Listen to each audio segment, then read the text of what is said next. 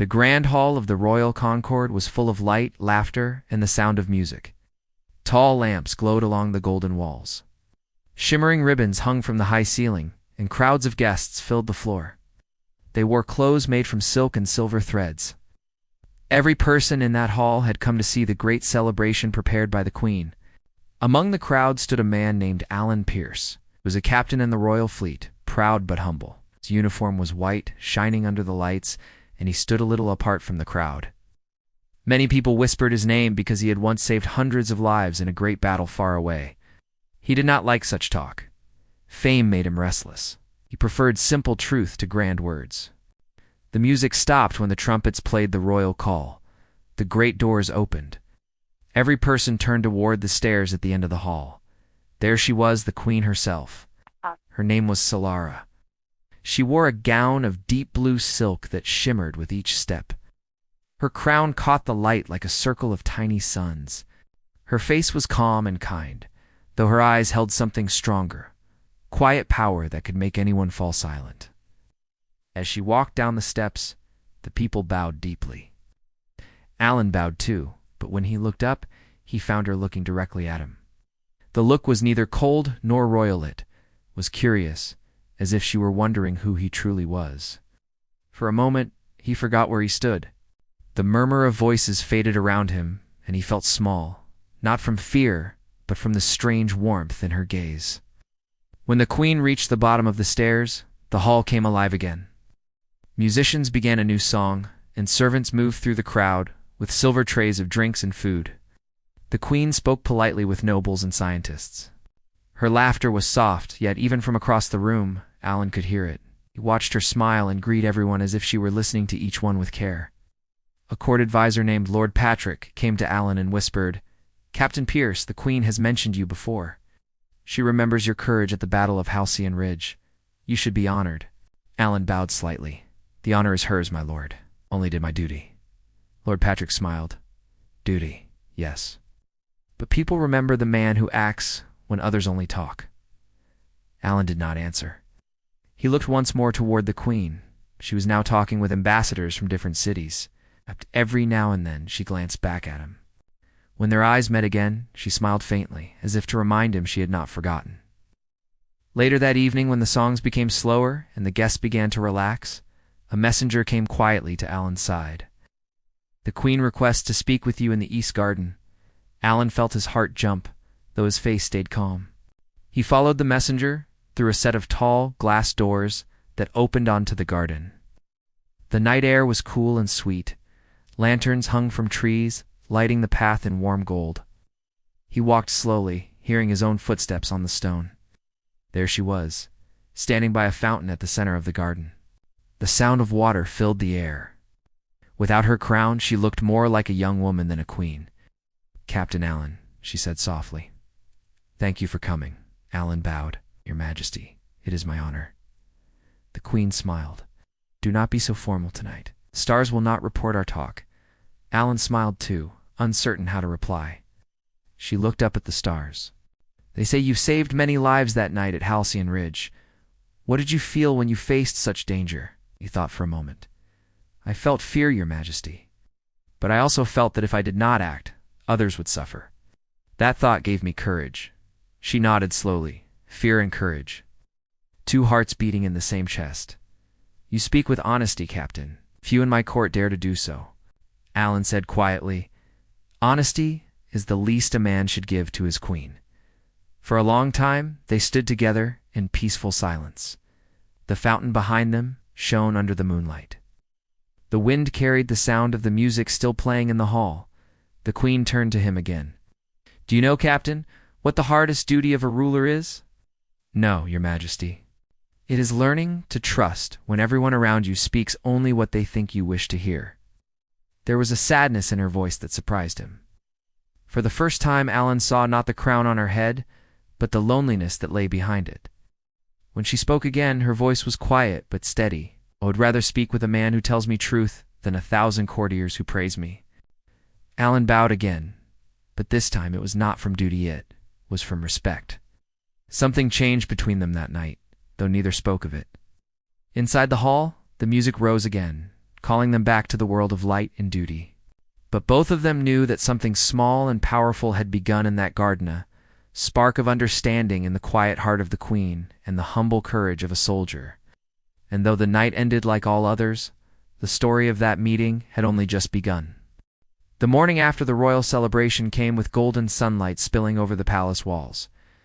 The air outside smelled of roses from the east garden. Inside the palace, servants moved quietly through wide corridors carrying trays and letters. The queen's chambers were calm but filled with whispers of wonder. Everyone in court now knew that Queen Solara had spoken privately with Captain Alan Pierce for a long time the night before. Rumor was quick in royal places.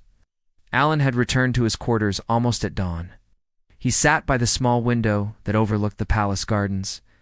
He could not stop thinking about the conversation he had with the queen. He had spoken with many leaders in his life, but never one who listened as she did. She had not looked down at him like a ruler, but across at him like a person with questions of her own. He was trying to rest when a knock came on his door. It was early, and he guessed some officer had come with orders. When he opened the door, it was a young palace attendant holding a sealed letter. From the queen, the boy said, and bowed. Alan closed the door and broke the seal carefully. The paper smelled faintly of lavender. The letter was short. Captain Alan Pierce, come to the Royal Library this evening. We have matters to discuss that cannot be left to the council. Alan read the note twice. He had known commands from generals, orders from admirals, and invites to dull banquets. But no letter had ever made his heart beat so fast. That evening, when the pale moon began to rise, he walked toward the library. The halls were half lit by golden lamps. The guards at the entrance stepped aside when they saw him. Inside the library, countless rows of books stretched higher than he could reach. The air was quiet, filled with the scent of old paper and cedar. The queen sat at a long table near the balcony, a small flame flickering behind her. Captain, she said with a warm smile, you came. I come where duty calls, your majesty, he replied, standing tall. Duty again, she said softly. You always speak of duty. Tell me, does duty leave space for the heart? Her words caught him off guard. Sometimes it must, he answered carefully. Otherwise a person might lose more than he saves. The queen looked at him for a long moment. Then you understand what I face. I have to make peace between regions that have hated each other for 50 years. My council says I must marry a noble from the southern realm to keep the unity. Alan's throat felt suddenly dry. That would please the council, I am sure. It would please them, she said, but not me. There was silence between them. Outside, the wind moved through the balcony curtains like a sigh. She rose from her chair and walked toward the shelves, brushing her fingers across the spines of books. Every ruler must make choices between what is wise and what is right, she said. I am told, wisdom lies in keeping peace through power. But rightness, I think, lies in choosing truth over fear. Alan said quietly, Truth is costly, your majesty. Many will not forgive you for speaking it. She turned back to him with a faint smile. I do not need forgiveness, only honesty. For a while they walked among the shelves. She showed him old manuscripts, tales of leaders who ruled with mercy instead of pride. Alan listened and answered in his steady, thoughtful way. When it was time to leave, the queen said, Will you walk with me tomorrow morning in the royal garden? I find it easier to think when the sun is still new.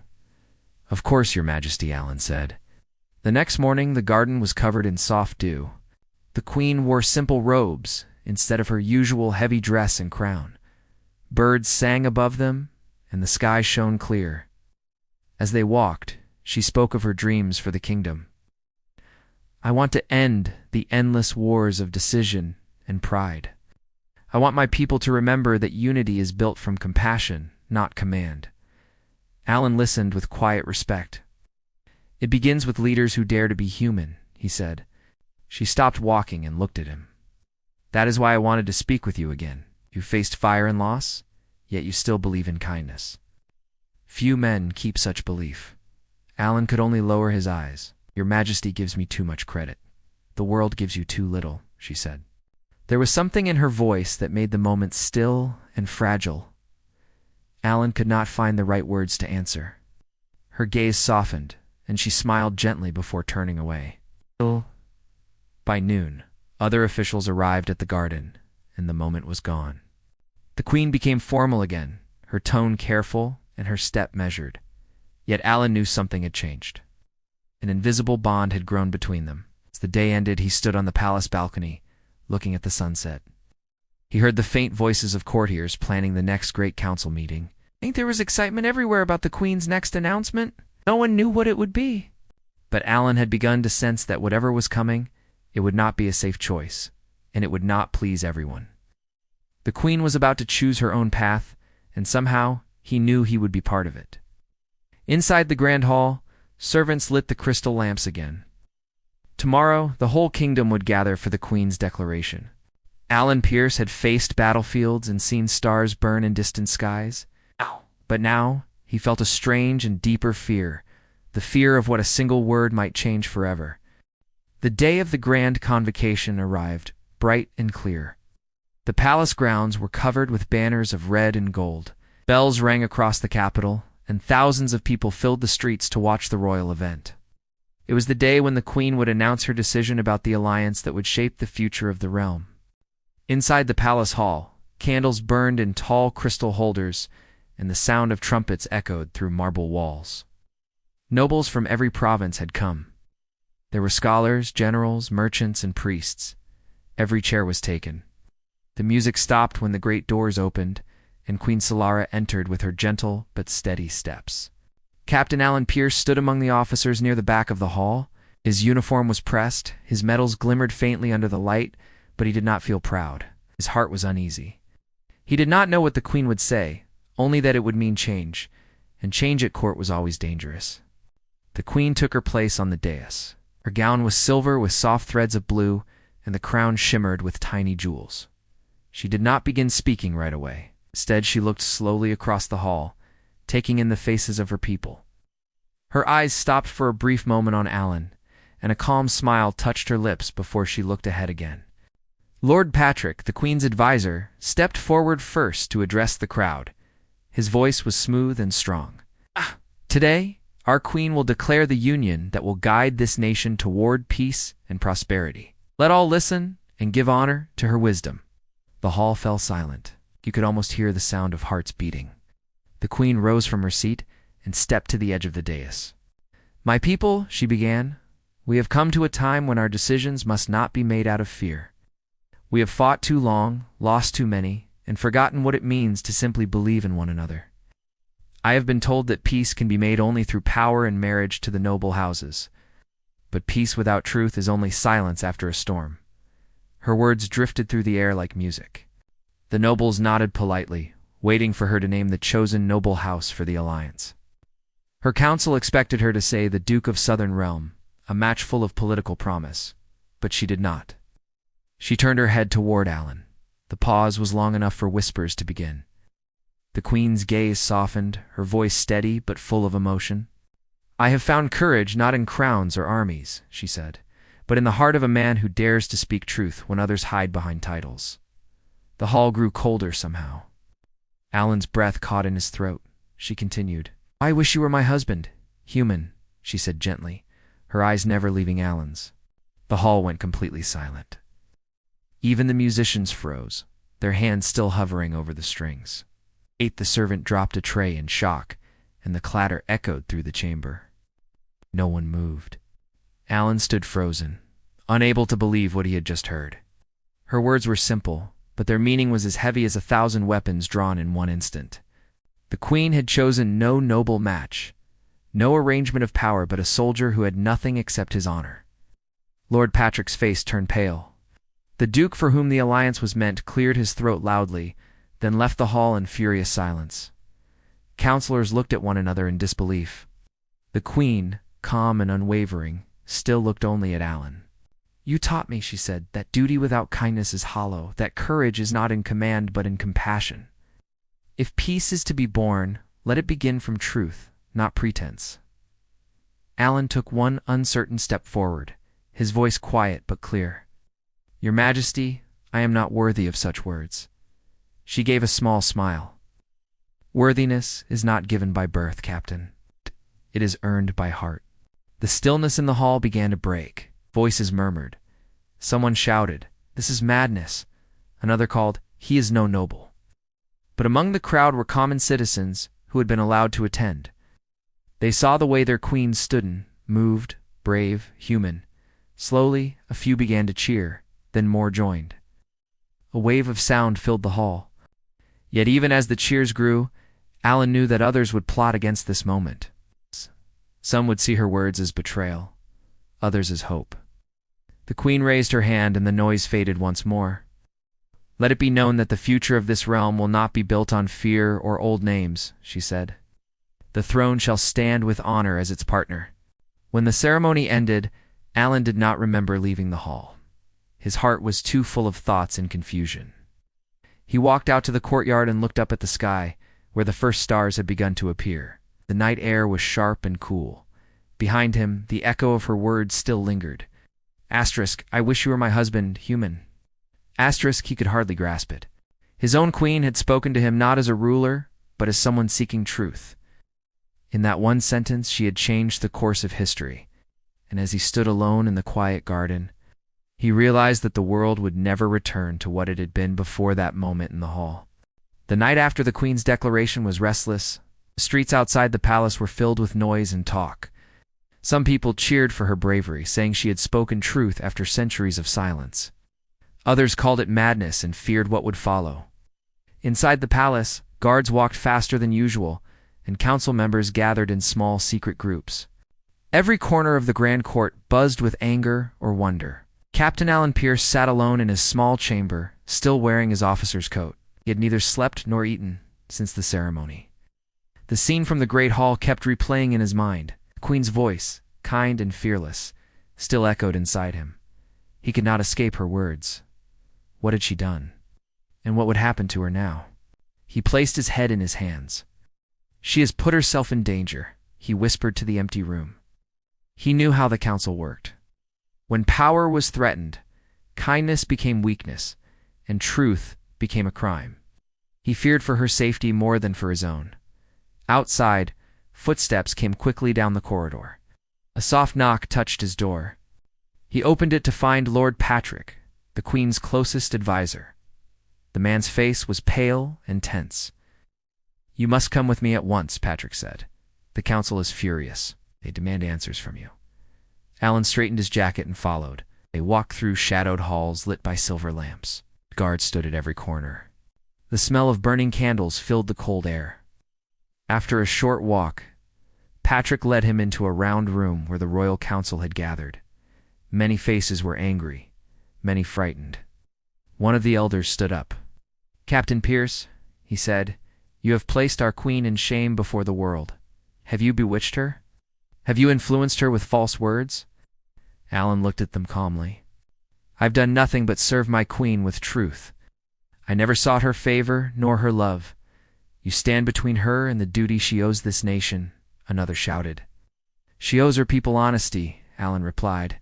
His voice was steady but quiet. "If her heart speaks truth, then who are we to call it wrong?" The council broke into noise. Some banged their fists on the table. Patrick raised his hands. "Enough. The queen will decide what is right." He turned to Alan and whispered urgently, "Do not speak further. She needs your silence more than your defense tonight." Later, Alan was escorted back to his quarters under guard. The night stretched long, heavy, and silent. He stood by the window, looking down at the garden where he and the queen had once spoken. He remembered her laughter and her quiet sadness. He wished he could protect her from the storm he knew was coming. At dawn, the palace bells rang again, not with joy, but alarm. News spread that the southern noble family had withdrawn their armies from the Royal Peace Council. Tension gripped the city. Some feared civil war.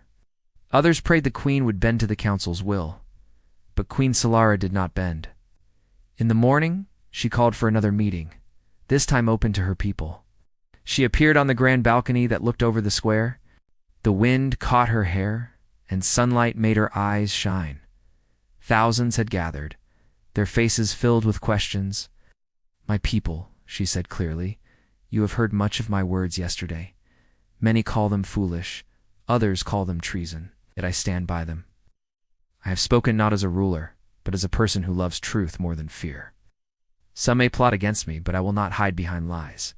Her words spread through the crowd like fire. The people began to chant her name. Alan watched from a distance at the edge of the square. He saw her standing tall, and he felt both pride and deep worry. Her courage could unite the nation, but it could also lead her to danger. When the cheering faded, she stepped back into the palace. There she found Alan waiting for her in the corridor. "Your Majesty," he said softly, "you have risked everything." She gave him a faint smile. "What is a crown worth if worn in fear?" Alan wanted to answer, but could not. She looked at him and said, "They may hate me for my words, but I cannot take them back. You showed me that the strength of a ruler is not in silence, but in truth. If they turn against me, let it be for what I truly believe." He bowed his head. "And I will stand beside you, whatever comes." That night, guards doubled their patrols. The palace was still, but a deep tension hung in the air like the silence before a storm. In a hidden chamber, the queen sat alone, thinking of the young soldier who had changed the path of her life. In another room, Alan sharpened his sword, though he hoped never to use it again. Outside, the city lights flickered in the dark. People waited, unsure whether the next sunrise would bring peace or rebellion. Both the queen and the captain knew that after what had been spoken in that great hall, nothing could ever return to the way it had been. A new story for the kingdom had begun, and its next chapter waited in silence, trembling just beyond the dawn. Morning came with a faint golden glow spreading across the palace like quiet hope. The queen had barely slept. She sat near the window, watching the sun climb over the towers. Her empire was calm on the surface, but beneath that calm was uncertainty. Since her bold words in the great hall, the noble families had been restless. Some still sent her messages of support, while others spoke of revolt. The council was divided. Yet Solara did not regret what she had said. A gentle knock came at her door. When she turned, she saw Alan standing there, still wearing the same simple uniform he had worn the night before. His face looked tired but calm. "Your Majesty," he said quietly, bowing his head. "The guards report that the southern lords are gathering their soldiers. They have called you reckless and unfit. They plan to march if you do not take back your words." The queen stood and walked toward him. "I will not take them back," she said firmly. "A ruler who lies to keep peace will one day lose both peace and truth. Let them march if they must."